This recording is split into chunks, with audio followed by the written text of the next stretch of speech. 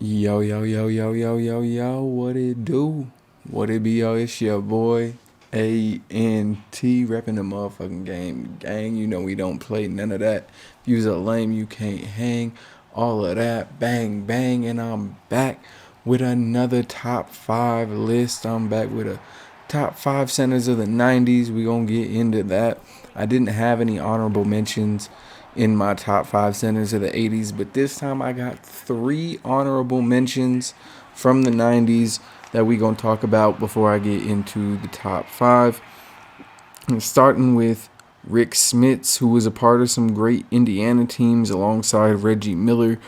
However, he never averaged 10 rebounds in his career and averaged 18 points in his best season. But he was never consistently getting 20 points. And he was 7'4". You got to get one or the other, bro. 10 rebounds or you got to start scoring some buckets, gang. Come on now. He only made one All-Star in his career, but he was memorable because guys like him, Arvydas Sabonis, who is not on any of my top fives or even honorable mention, just because he played for Russia in a really long time, and then when he came into the league, he was kind of old and beat up.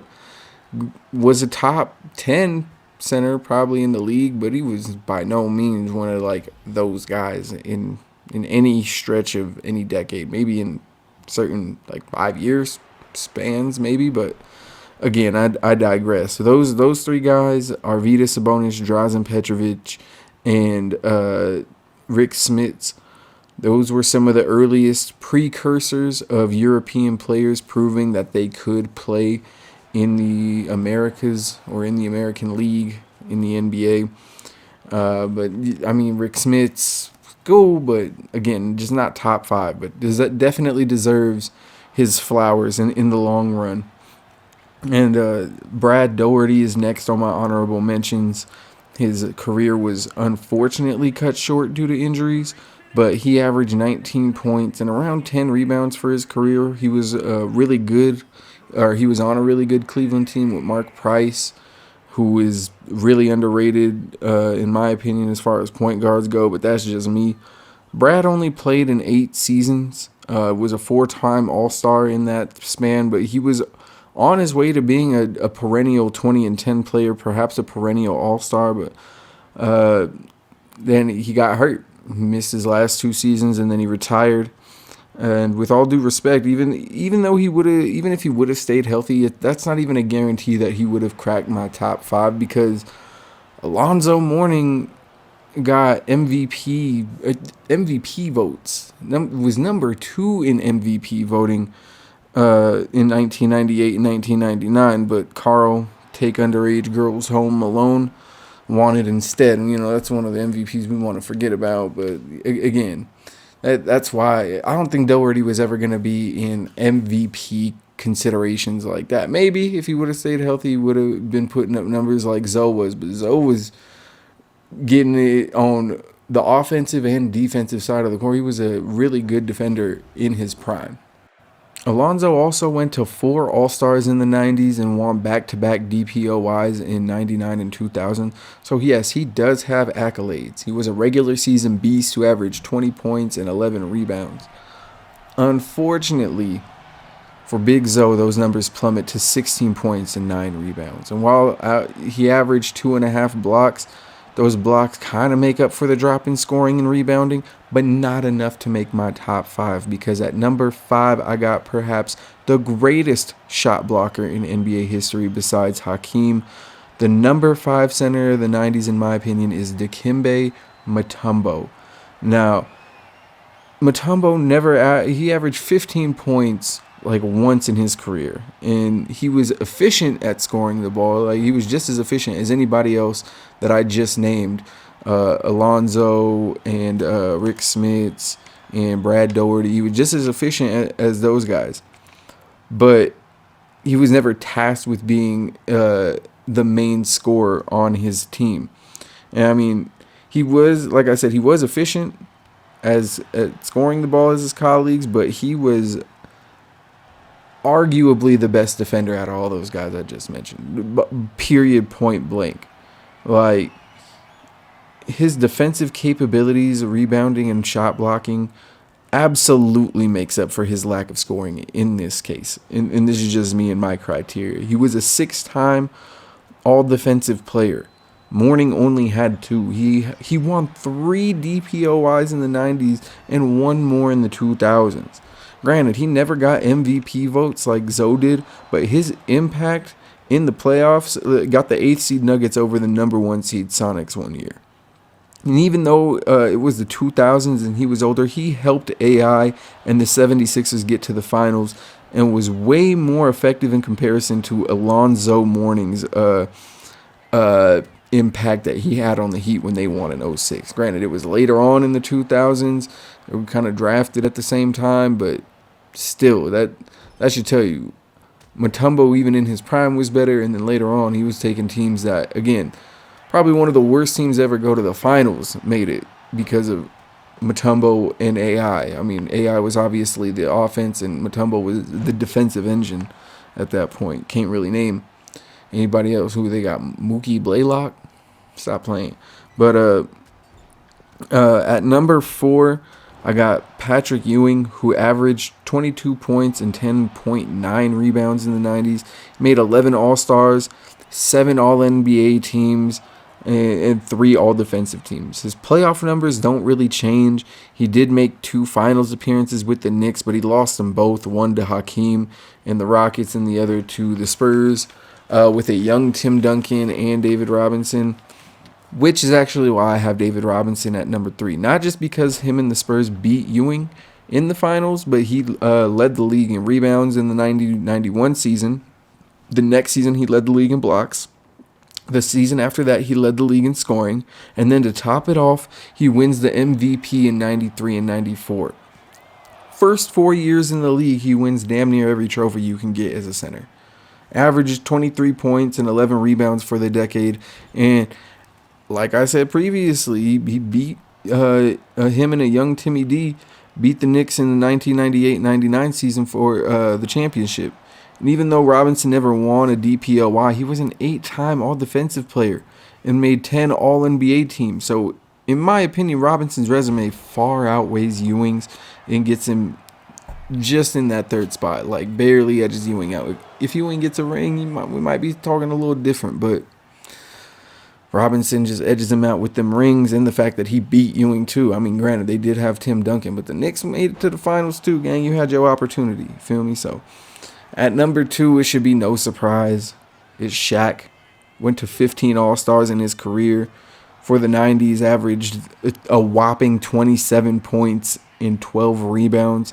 And he did win the MVP in the 1999 and the 2000 season. Despite being arguably the most dominant player in the league, even like as he stepped onto the court, it was pretty much known like Shaq is one of them ones. And he went to the finals and got swept. Got swept in the finals with Hakeem and I'd have to go back and look at the roster, but no doubt a better team. So I mean, there is that. And then he goes to LA. Definitely, again, is dominant, but can't make it out the first round until the Lakers draft a young man from Philly named Kobe Bryant. And then they go on a three-peat in the 2000s, which we'll get into that next video. Don't trip. We got the 2000s and the 2010s, and then the all-time top 10 list for centers that I got. So stay tuned for all that. But yeah, I mean, since Shaq is number 2, the best center of the 90s is obviously Hakeem Olajuwon. Stats I already covered in my last video. If you want to go check them out, you can go check out my last video, or you can go look him up, do your own research and figure out why he won 2 championships back to back. Granted, Jordan was not in the league anymore, but that's neither here nor there. That's Jordan. Hakeem had nothing to do with that. I mean, it's not like Jordan was hurt or nothing. He just stopped playing. We could talk about that another day. But Hakeem won back-to-back finals and an MVP in the 90s.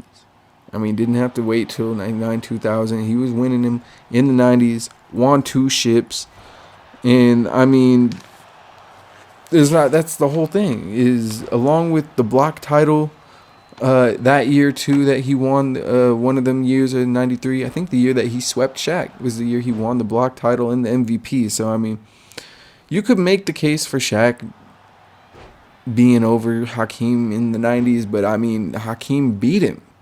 It's the same reason why I'm trying to be consistent with my criteria. If you got beat by that player in the finals of all places, not just the playoffs, in the games where it means the most, Ewing and Shaq came up short in the '90s. Now, granted, Shaq, we're gonna have to talk about him in the 2000s, and you know we'll get into that. But till then, as that's my list.